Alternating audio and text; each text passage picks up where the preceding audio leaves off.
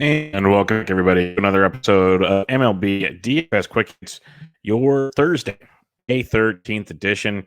We got a fun one, 5-game early, 6-game main slate to break it all down for you. We'll go quickly run through the 5-game early. Starts at 12:20 Eastern, 9:20 Pacific. And then we'll get our normal deep dive into the 6-game main slate. You can find me on Twitter at BDintric. If you have any other questions, hit me up there. Or come join the free Fantasy DJ Slack chat, all the fun stuff you look for over there. It's free. Come check it out. Lots of content, lots of good stuff there. If you're a season-long fantasy baseball person, go check out Benched with Bubba. Bubba in the Bathtub episode 83 dropped on Tuesday. We'll be recording another episode Thursday evening with George Montanez of the NBC Sports Edge. So come check that out. Lots of great content over at RotoBaller.com as well. My free DFS DraftKings article drops Tuesdays and Thursdays. My premium values article drops Monday, Wednesday, Friday. Premium values article had a Mr. Andrew Vaughn in there. So go check all that kind of good stuff out. Also, go check out the RotoBaller YouTube channel where you can watch this podcast, subscribe, like, share, all the goodies there. Looks like we have no weather issues on Thursday, which is really, really nice. Maybe some wind to deal with, but nothing rain related, which is very, very nice. Let's get into the 5-game early slate for you.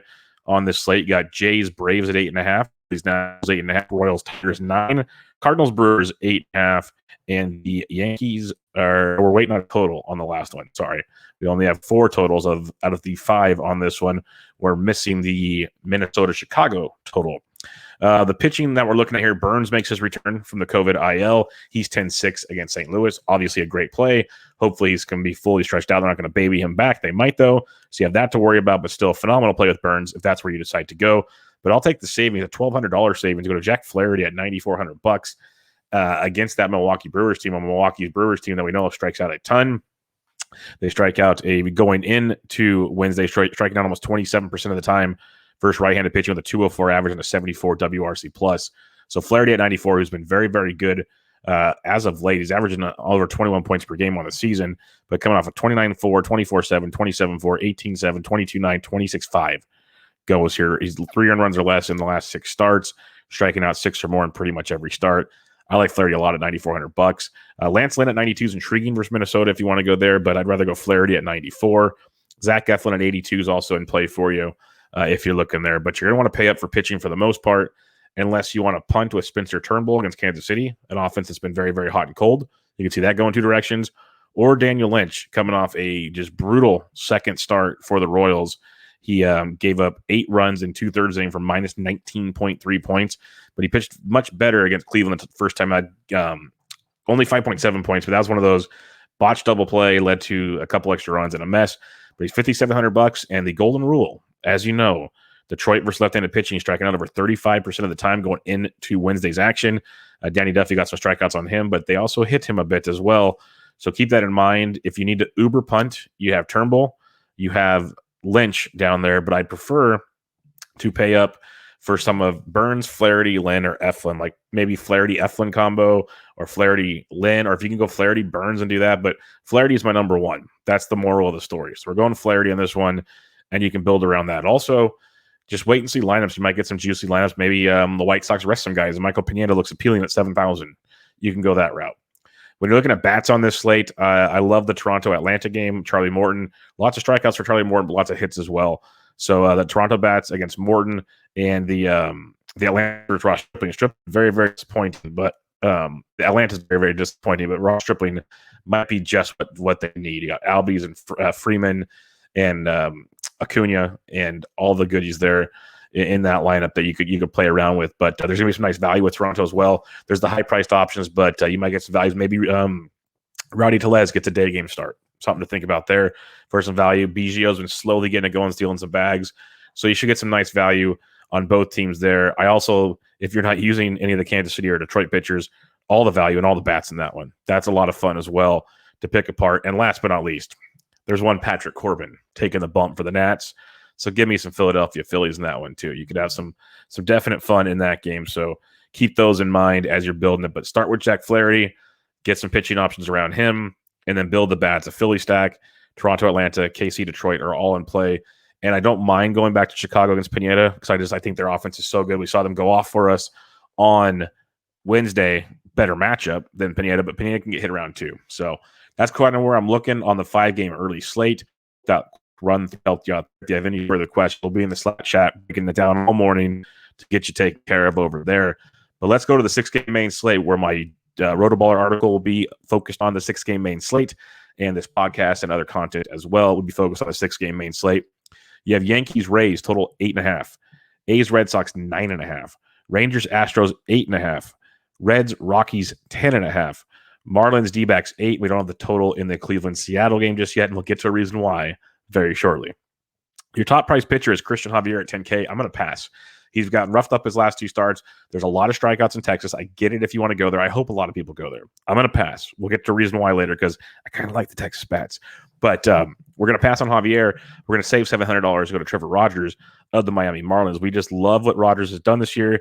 He's basically a 20-point machine time and time again. Like he's gotten a 12.5, a 13.4, and a 17.1, but 4 other starts of 20 or more with a couple 30s thrown into the mix. Strikeout stuff is elite.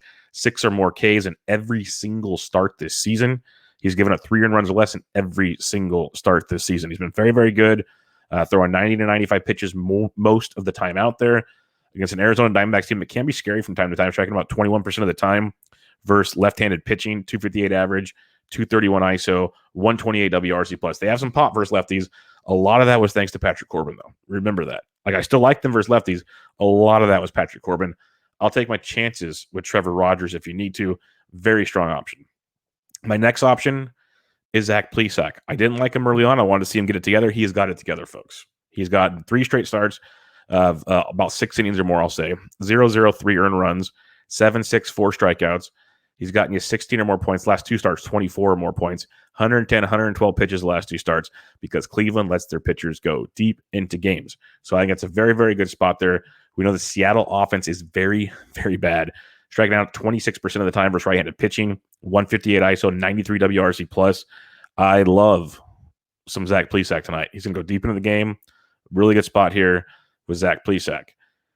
If you want to take a chance with the Garrett Richards versus Oakland at 82, you can. I'm going to pass on that one. I think if I'm going to go somewhere cheaper besides Trevor Rogers and Zach Plesac, I'll go to Jameson Taillon. It's a risky situation because Taillon's been very, very hit and miss this year. Like 6 1/3, 5, 4, 5. Those are his last 4 starts, but 3 earned, 1 earned, 4 earned, 1 earned. That's great. 5 Ks or more in all 4 starts. He's got you 10 or more DK points, basically 16 or more in 3 of those 4 starts. At $7,700 on a 6-game slate with sketchy pitching. If you tell me right now I can get 15 plus from Jameson Taillon at 77, I'm in. The other reason why it's very, very intriguing is he's facing the wonderful, wonderful Tampa Bay offense that at one point I was in love with, and I still might be at some time this year. But right now they are frigid, ice cold, striking out over 20. This was 25% going into Wednesday. Then Garrett Cole struck out like 12 in 8 innings. So that's going to go up to probably 26 plus or something percent versus righties. 221 average is going to drop precipitously. 147 ISO is going to drop, 99 WRC plus. These numbers, when you look at them again on Thursday morning when they update on Fangraphs, they're going to drop even more. This Tampa Bay offense is very, very dreadful. Like if you want to one-off it with a Meadows or a Lau or a Wendell, I get it, but I'm just not going there.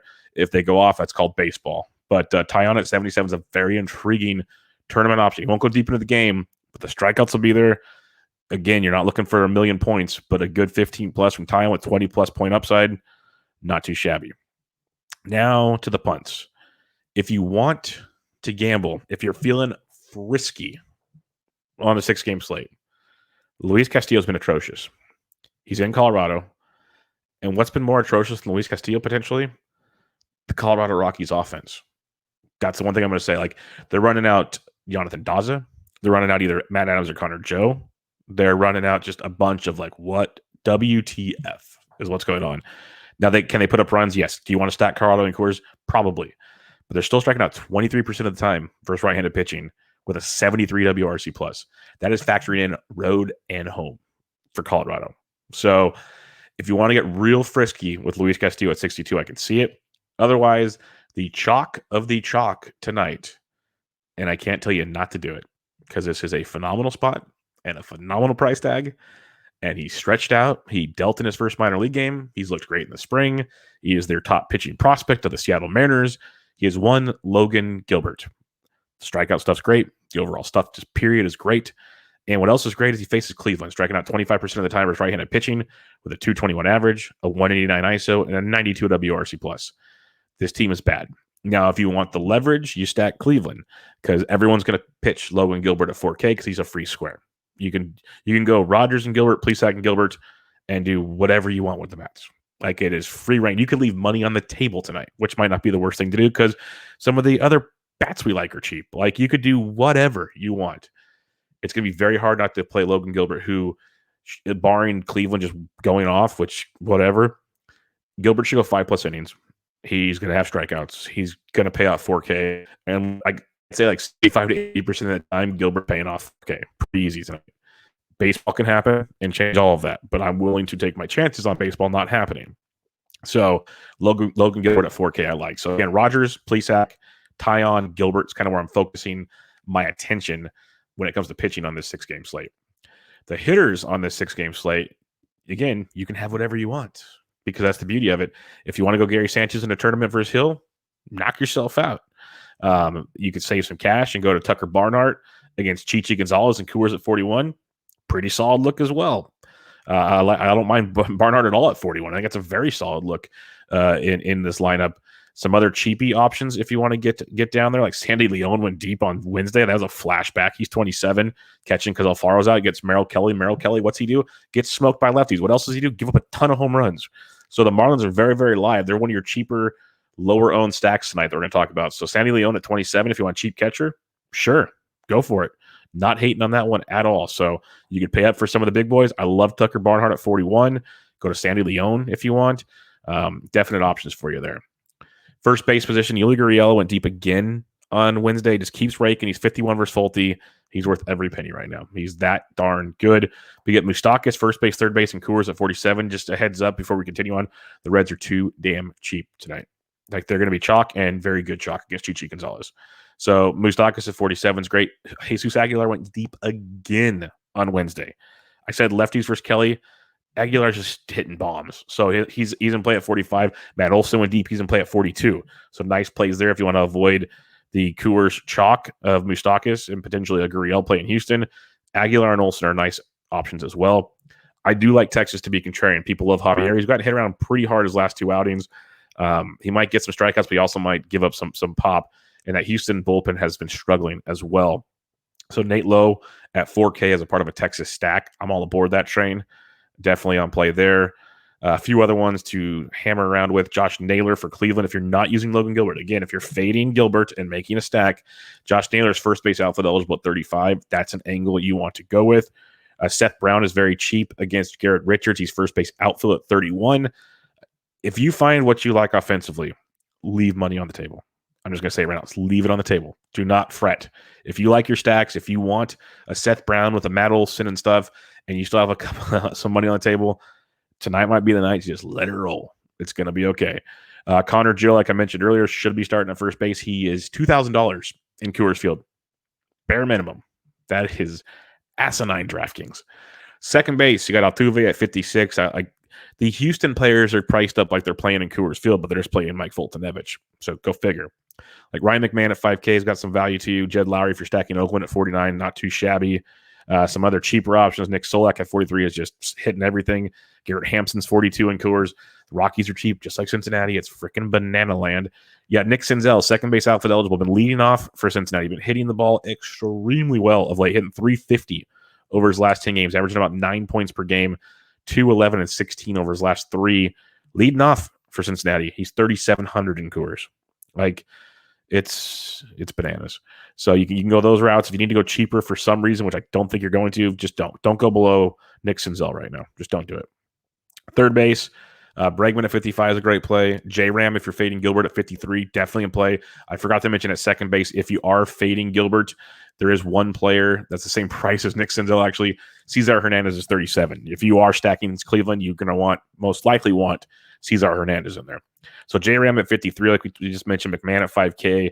You got Eugenio Suarez at 49, Moustakas at 47, both in Coors. If you're fading Zach Plesac, who can give up the long ball from time to time, Kyle Seager's 45. That's our usual suspect when we're on the fade train. I got Urshela and Wendell at 43, 42. The Yankees actually might be overlooked on this slate with Houston and then the Coors cheapies. I'm not a big fade Rich Hill guy, especially in Tampa in that ballpark. But if you want to get freaky, you can get some low-owned Yankees, which is hard to say. Kyle Farmer, third base shortstop eligible. He's 33, starting every game at shortstop right now. So that's another one that's super ridiculously cheap. If Josh Fuentes plays for Colorado, he's $2,300. So yeah, value everywhere. Shortstop, you got X-Man at 55. Really good look against Manaea. Trevor Story and Coors at 53. You mentioned Suarez at 49. All in play. Carlos Correa's 49. So basically, as usual, your high-priced shortstops, make them a part of your stack. If you're one-off in things, you're probably going Trevor Story. That's what I'm thinking. Or you could save some cash if you want to be contrarian. Go to IKF versus Christian Javier at 41. Keep an eye on our buddy Jazz Chisholm. Don't think he's coming back Thursday. He's supposed to come back this weekend. So we might be getting jazzy with it real soon, which is great to see. Kyle Farmer, again, 3,300. Nick Ahmed's been swinging well at 3K. I'd rather just go Farmer at 33 if I can. That'd be the angle I'd be going for in that one. Heading to the outfield on this slate, you got Casty at 6K in Coors. You got Stanton at 54, which is a pretty nice pivot off of Casty if you're paying up. JD versus a lefty, but Jordan Alvarez at 52, absolutely love tonight. Love that one. Love Jesse Winker at 51. It seems steep, but he's earned every penny of that, even if it wasn't Coors Field. I think that's a great play. So Winker at 51, I'll get on board that train as well. A few others to peek around at. Aaron Judge is only 47, which is kind of cheap for this slate. Tyler Naquin's only 43 in Coors, which is just bananas. He'll be at like 5th in that lineup, so that's a great price tag for Naquin at 43. Mentioned Hampson at 43 already. If you're fading Gilbert, Franmil Reyes at 42 is a phenomenal fade piece. Like really good. Because if you're fading them, you're wanting the power. Just the Indians, it's just a tough fade stack because they don't score 10 runs a game. You want that stack to go off. They might score 4 or 5 and chase him, but then they might not score the rest of the game, and it gets tricky. So if you want the big boppers, and that's why you want J-Ram. You want the table setters and Cesar Hernandez. You want a Naylor. You want a Franmil. If you're fading Gilbert, I think is a very viable method. Like if I have 3 Mac, I might have 1 Cleveland stack and say, you know what? I'm going to burn this entry. But if for some reason, like a gigantically owned Gilbert gets shut down, we're Gucci. So that is one thing to look at. A few other bats here. Verdugo at 4K versus lefties, intriguing. Meadows in a tournament at 4K. We got Joey Gallo at 4,000 versus Javier. Definitely a part of the stack.